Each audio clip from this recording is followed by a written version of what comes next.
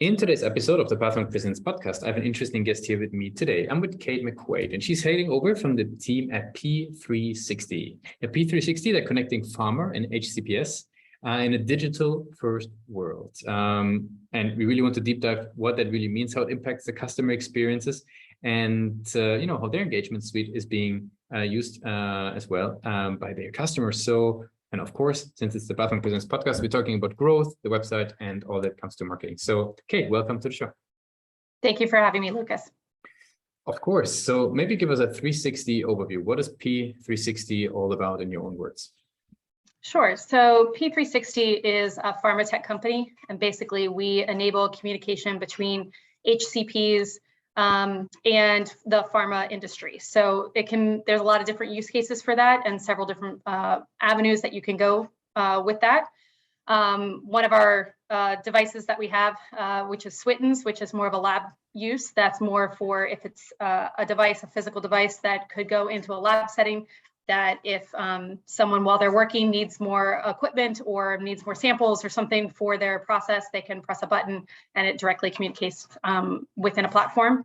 We also have Zing, which is an HCP texting communication that enables the pharma rep to speak with HCPs in a seamless manner, as well as their office staff. And that can be something as simple as scheduling, as QR codes, signature capture, getting up-to-date documentation that's compliance regulated. So those are direct communications with that HCP and making that flow in a more smooth manner. Mm-hmm. And then the other side of the business is we have more of the back end. So we have Birdseye, which is that really larger, robust master data management platform. And that can take all these different silos of data and put them all in one place that can spit out through AI and ML to have usable data that you can analyze and create some automation both in your sales force as well as your marketing. So all of those come together that help with communications between multiple different avenues and HCPs. I understand. So what would you say, which types of organizations, like obviously there's a spectrum and size and numbers of employees, and when does it make sense to leverage something like P360? Sure. So we actually can handle any size of company. So usually our sweet spot is somebody who's a pharmaceutical company that's anywhere from a couple hundred and then working all the way up to tens of thousands. So it obviously the bird's eye that you're dealing with, that large data management, a lot of times you're dealing with much larger firms, because then you start dealing with multiple streams of management. So in a hospital setting, for an example, you would have maintenance issues for the actual hospital itself. You would have patients with their certain compliance going on there. You have doctor to doctor, you have pharma rep to doctor. I mean, there's all these different streams of data coming in, and you obviously need to make sense of it. So you're going to have the larger companies that would be a target in those instances. I see. Now, who would you say for such a sort of, a big decision for an organization like that to make, who brings in the technology into the team? Who's the champion within, let's say, a pharma company that wants to bring in P360? Is it from the ops side? Is it from the customer experience side? Is it from the C-suite? Who brings the product in? That's a great question, and it actually can vary. So we're very big in our marketing with persona-based marketing. So we've really segmented our lists into really understanding those different needs based on those personas. So the C-suite is going to look for something that's more solving something from a strategic manner, as well as, probably more focused on the bottom line.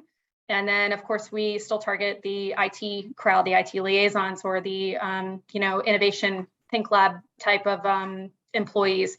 They're going to be looking from those problem solvings from the actual technical standpoint. So all across the board, even the salespeople are going to be looking at it differently. They want to have the ease of use, that they can see it and feel it and touch it and make their job easier. So all of those kind of roll together. Ultimately, you're going to have somebody in the C-suite typically making those decisions, but it doesn't mean that you can't entry level and start those conversations in one of those different avenues. And that's why it's really important to talk to all of them, and to make sure that you're targeting those types of personalities and their wants to be able to meet all their needs.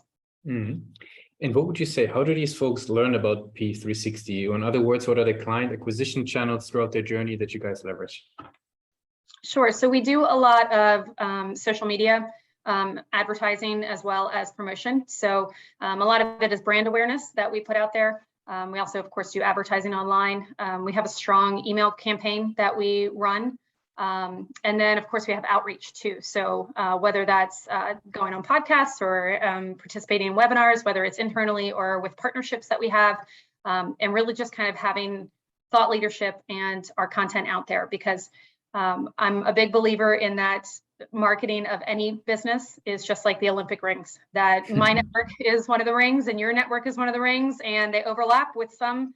Might have some of the same contents, but the more I can educate you about it, then your ring will overlap with somebody else, and it just goes on in infinity. So it might just be a barista that you're talking to about your product today, but tomorrow they may be somebody who's a decision maker in a company that you want to talk to. I see. That makes a lot of sense.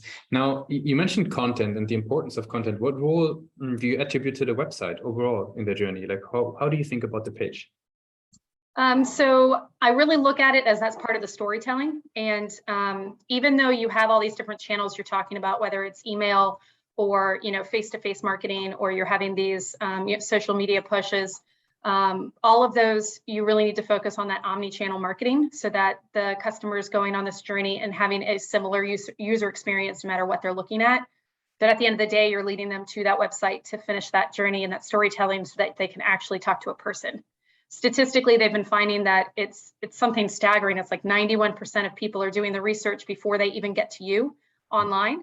So if we can put the content out there from all these different sources and do that research for them, do them comparisons, let them know what those feature sets are and why they're important to solve their needs, then by the time they actually talk to us, they're pretty far along that sales journey. We just really have to corroborate what they're already thinking and really lead them to that, just crossing over that final little bit of it. It's interesting. You mentioned these stats, like 90% is happening on their own research. A lot of it is more digital. The buyer journey becomes basically, a lot of self-education online. Where do you see sort of for the website at the moment, sort of a strength, of the website for the buyer's journey versus where do you see room for improvement? Like, every marketer we have on the show, they're always very critical with their website, but maybe give us sort of a glimpse into, where do you see a strength in the page versus maybe further development or improvements? Sure. So I think one of the pitfalls you can fall into as a marketer is to just rest on your laurels. I tell my team all the time that what works today won't work in 6 months, and what worked 6 months ago won't work today.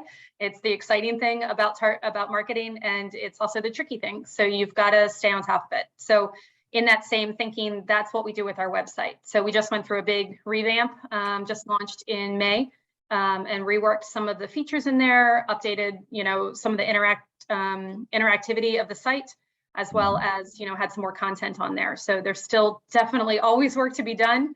But I think just getting that feedback from both clientele that we already have, giving feedback from, analysts or consultants, and really making those moves and pivot, that's really just kind of keeps you ahead of the game. So it's never done with your website, but I think we have a strong point where we have a lot of CTAs on there, a lot of engagement, and we're seeing the feedback from that.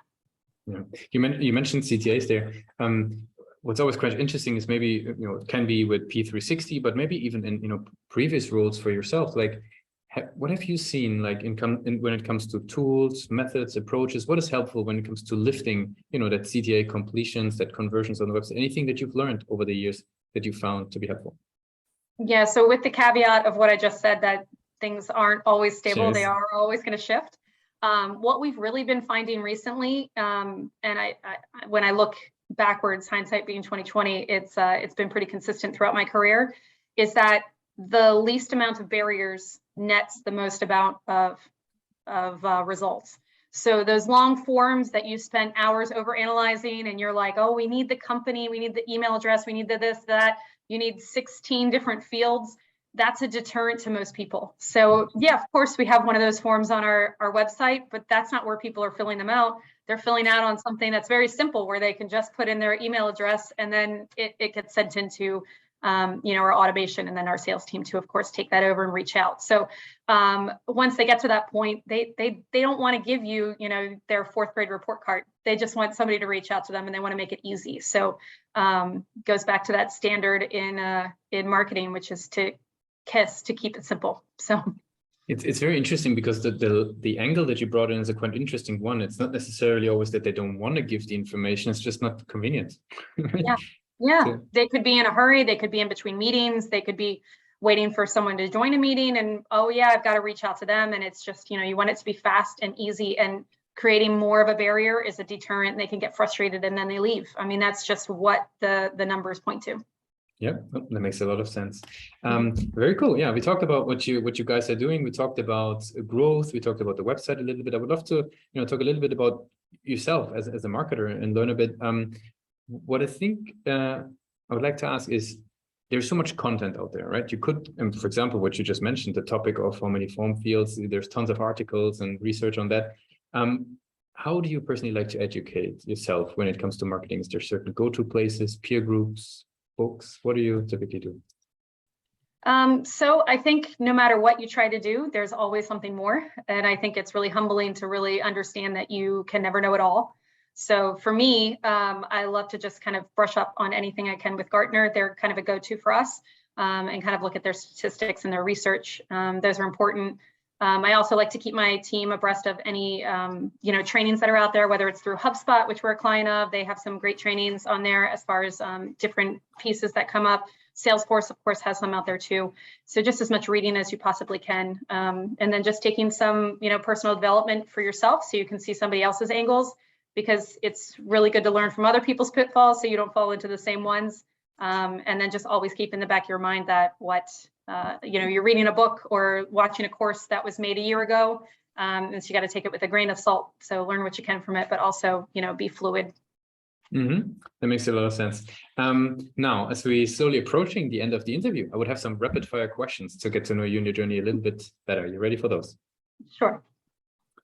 What's the last book that you read? Last book that I read, that was personal development or personal? Up to you, whatever you want to name. Well, I just started reading Great by Choice. So just started that one, which is, a marketing inspirational book. So that's what I'm reading right now. What's one single thing that your company is focused on the most at the moment? Agility. So one of the best things about P360 is that we're extremely agile and we are scalable to a customer's needs. So that's something we've given us so much success in the past, and that we really focus on in the future. So a customer has a problem that they think is impossible, and we're agile and we can meet them at that, even if it seems insurmountable at the time. If there would be no boundaries in technology, what's the one thing that you would fix for your role as a marketer today? Probably the understanding of where AI is going. I think there's a lot of misconceptions with that. And so just understanding kind of where the possibilities are and what that could mean for marketing, I think would be huge, and kind of level set everybody, because I've realized that a lot of people have different ideas about where that is and where that's going. Yep, that makes sense. And the very last question would be, if today would be your very first day joining into a role in marketing, right? So get yourself back to all that very first role. What's the one advice you would give yourself for your journey? It would probably be to stay open-minded and always ask questions. I think early days, I was so focused on I've got to know it all and I've got to be right in my role.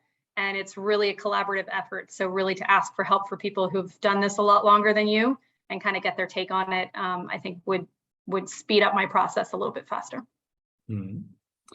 Kate, I really want to appreciate that you took the time with us today, and thank you for being part of this show. I want to give you the very last word. If somebody would be forgetting all that we discussed about P360 today, what's the one thing that they should remember? They should remember that we are a scalable, agile company, and that we are here to meet our customers' needs in anything they have to deal with communication and data. Thanks a lot for being a guest on Pathmark Presents. Thank you for having me.